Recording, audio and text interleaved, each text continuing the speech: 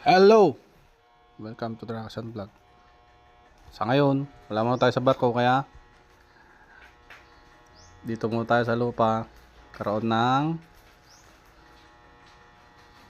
construction.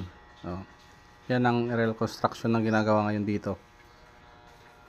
Titignan nyo, ilagay sila ngayon ng mga parilya yan. Lahat po yan ay bakal. Kaya yung ginawa na yan na construction na yan, friendly yan. Wala pong naputol na kahoy dyan. Yan. Lahat na po yan bakal ngayon yan. Kaya pag nagpagawa po kayo, mas mura na rin yung bakal. Yan. Nalagay na sila ng kabitan ng rope. Yan. Yan ang aerial niyan. Meron dyan dalawang welder. Sinusukat pa nila yung distansya ng parilya. Yan guys.